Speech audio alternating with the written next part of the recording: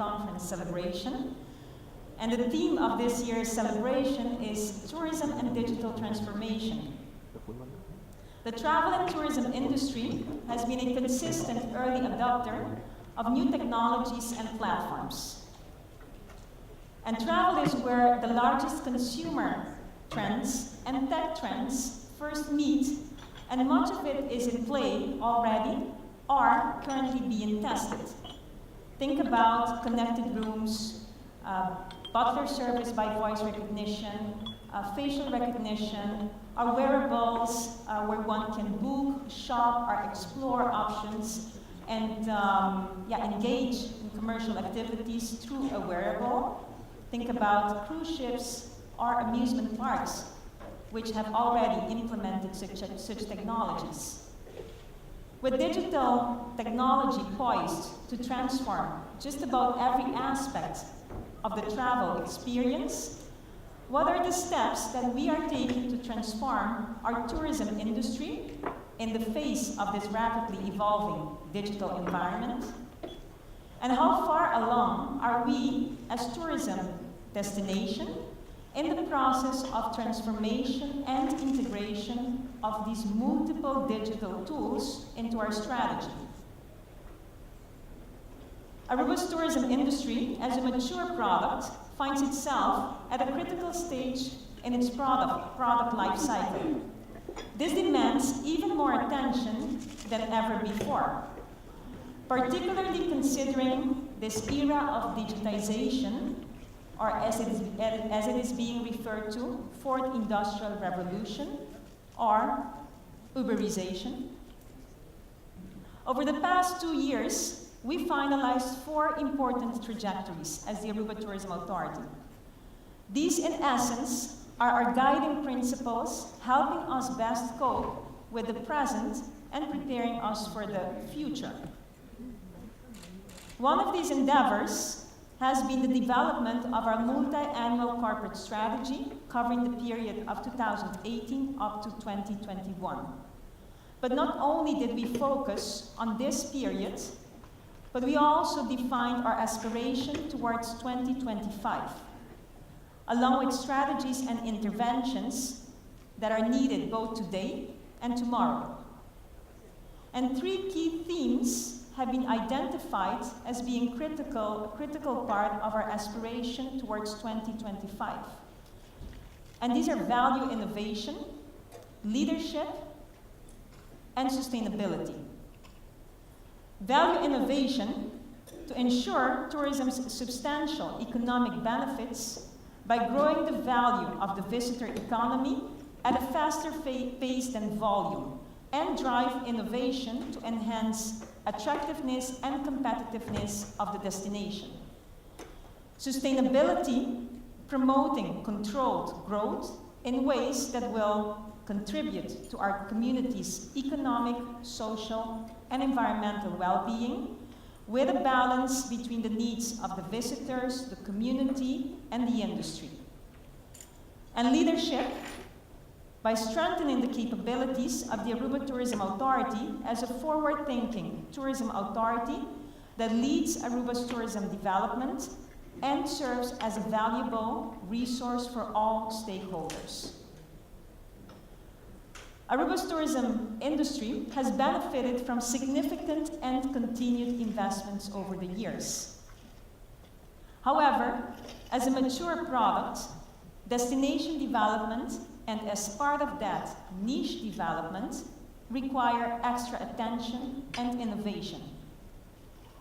A different management of our human, natural, and cultural resources is also imperative in order to avoid entering into a cycle of diminishing returns.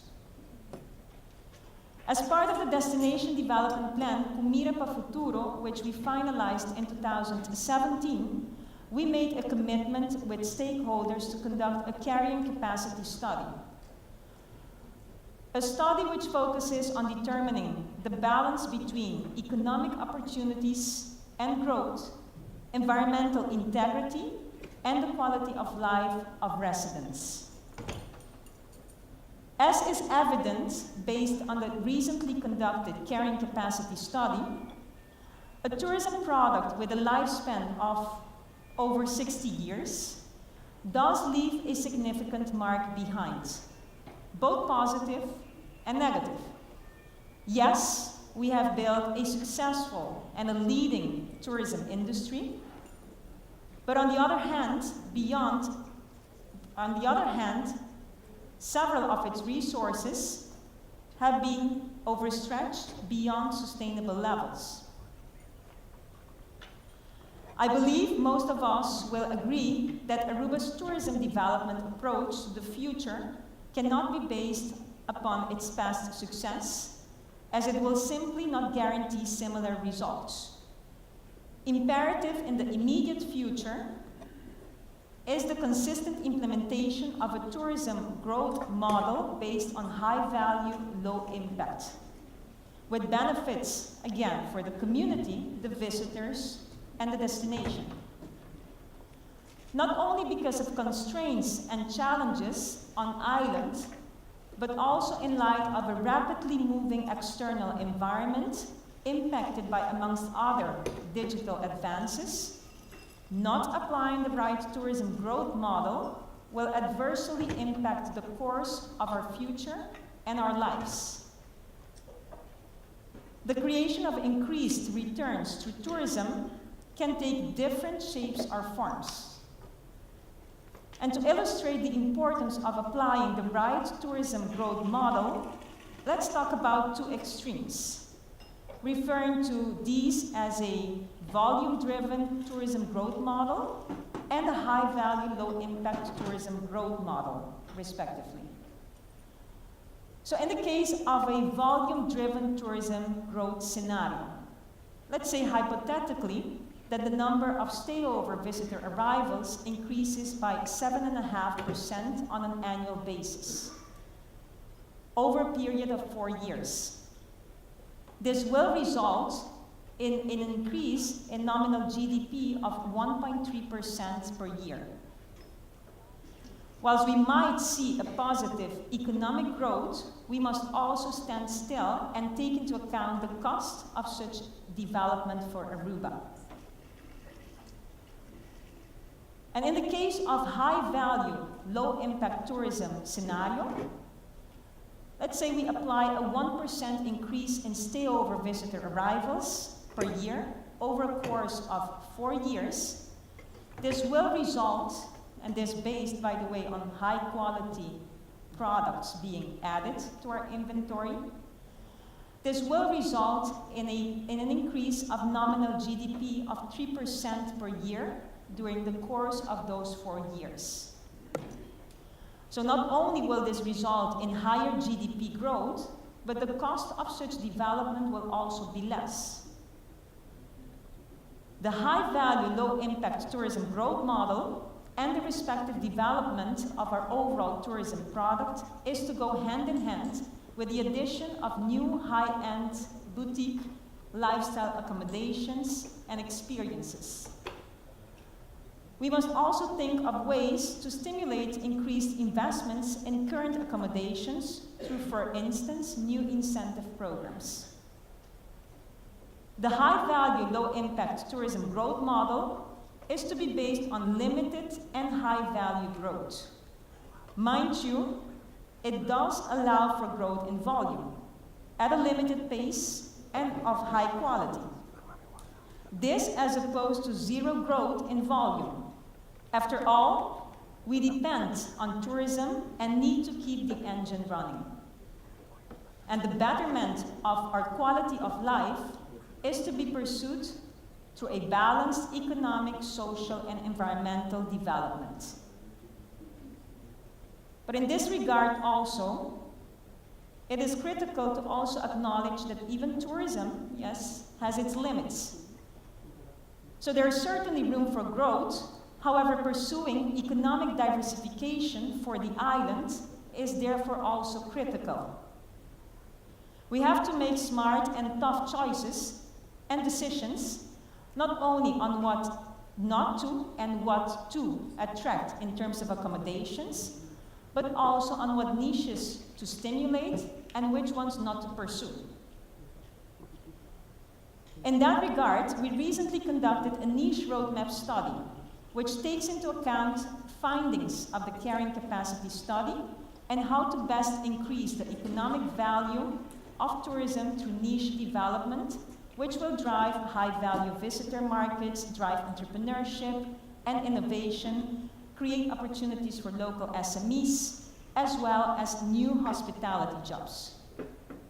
And 4 key areas of focus have been identified, being weddings, well-being, kite surfing, cultural and nature-based activities. Of course, this is a snapshot of what is in that study, which is a full report and contains much more information on these aspects. Equally important to making the right decisions on the destination development front are certainly the decisions that we make on a global destination marketing and promotions front. Increasing the share of affluent visitors to the destination continues to be one of A.T.A's key priorities. And we have been able to consistently grow this segment over the years. Noteworthy to mention is an increase of 5.7% of US affluent visitors in 2017, which includes a 20% growth of first-time affluent visitors from the US market. And with an enhanced market portfolio model, complemented by more robust data in terms of spend, A.T.A will target those high-value geographic markets and niche segments through a multi-channeled, always-on marketing strategy. We will increase our shift to focus on those with a higher average household income, namely from household income of $100K US per year to $150K US per year, and now increasing it even more to $170K US per year in certain markets, for example, New York and Washington, D.C. Additionally, we will be dialing up the share of media we spend on the affluent traveler. And the affluent attraction strategy will continue to be key also in other markets, including Latin America and the European market. Part of our success is making sure that Aruba remains accessible through the airlines and their respective routes. A.T.A and the Aruba Airport Authority and other partners have been working for several years on securing a direct non-stop flight out of Dallas on American Airlines. This in line with our diversification strategy, and of course, Dallas and surrounding markets being a perfect match for our affluent attraction strategy. And this is now a reality, with American Airlines starting service on December 22nd, both out of Dallas, as well as Chicago. And as part of the diversification strategy and affluent attraction strategy, we shall also continue to pursue direct flights out of Latin America and the European markets, with a keen focus on Peru and Germany in this case. In 2019, the overall seat capacity, including all markets and all continents, is projected to increase with an aggregated total of 3% in comparison to this year. Our marketing communication efforts on island shall be enhanced as well, to include more real-time, relevant communication through Wi-Fi hotspots and beacons. Since last year, November, we've been installing beacons around the island as a pilot project. Don't worry, you are not being watched. So as to be able to measure the footprint of our visitors, the beacons will eventually offer us the possibility to send timely messages to our visitors, promoting products and experiences with the goal to drive visitor spending. And the beacons will also help us predict and manage flow of visitors, thereby possibly guiding traffic to enhance the overall experience of our guests. Data intelligence, of course, will continue to be paramount. And this month we launched our new data platform, ArubaInsights.com, which allows us to more efficiently disseminate visitor data and tourism insights, We invite you to visit the website and stay up to date in respect to everything that is happening on a tourism front. A.T.A's performance and our integral tourism performance is measured through multiple, and when I say multiple, I mean multiple key performance indicators. Allow me to brief you on the state of the tourism industry, as well as on targets for 2019 by focusing on 4 key performance indicators. As for stayover arrivals, this being a function of driving value to the island, year-to-date August, we've seen an increase of 1.9%. And when we exclude Venezuela, the increase is equivalent to one of 6.6%. Considering the continued decline of visitors out of Venezuela, we project stayover arrivals to be at -1% by the end of 2018. In respect to targets forecasts for next year, we have a forecast of 2.8% in comparison to this year. Tourism receipts has seen an average annual growth rate of 4% over the period of 2011 up to 2017. In 2018, we project that tourism receipts will close the year with a 4% increase, and the target for next year is a growth of between 3 to 4%. As for revenue per available room, hotel performance, this has seen an exceptional performance over the past 2 years, or the past year, and year-to-date. Year-to-date, revenue per available room increased with 11%, increased with 12%, year-to-date August, and as per the Hotel and Tourism Association, it is expected to close the year with an increase of 13%. As for next year, forecasts indicate that this is a matter of consolidating what was achieved this year, basically. So consolidation. Similar for cruise visitor arrivals, after a significant increase of 21% in 2017, this year we see stability on that front, and next year we project further stability. So equal number of cruise visitor arrivals, basically. In addition to the aforementioned, we measure, amongst other, it's noteworthy to present this as well, visitor satisfaction. Year-to-date June, visitor satisfaction is at 81%, meaning our visitors are very satisfied overall when we ask them to rank their satisfaction on a scale of 0 to 10. As the Aruba Tourism Authority, we will continue the important dialogue on the present and future of our tourism industry. And only by working together will we be able to achieve our aspiration for 2025. In closing, let's reflect for a moment, and let's reflect on today's theme. Let's keep in mind that digital transformation is not fundamentally about changing our technology only. It is about strategy, about change in leadership. So maintaining our position as a leading tourism destination will require increased attention and willingness to change. It will require tough decisions, but most importantly, it will require acting upon the right set of actions. It is essential for not only the A.T.A, but for the entire destination to be aligned and ready to benefit from an era of digital transformation. Ladies and gentlemen, allow me to first of all thank you for being present here this morning, and thank you for your partnership. But of course, I would like to also thank our colleague, Tita Iglesias, who took care of everything to make this possible, together with Elite Production, who did a fantastic job, I must say, in terms of the setup this morning.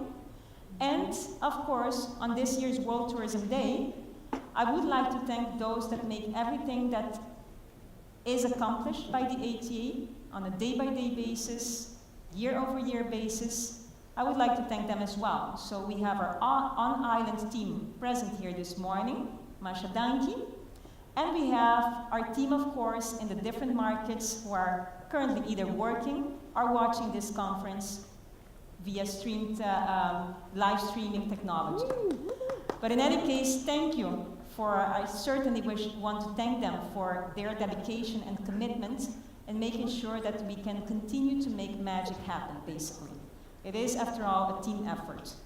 And of course, we count on your collaboration and your support in making sure and in assisting us and in together making the necessary effort to achieve our aspiration for 2025. After all, it is in the benefit of not only the A.T.A, it is in the benefit of you as organizations, as companies, but also in the benefit of all of us as citizens of this island. So thank you for your presence, and I wish you a happy World Tourism Day 2018. Thank you.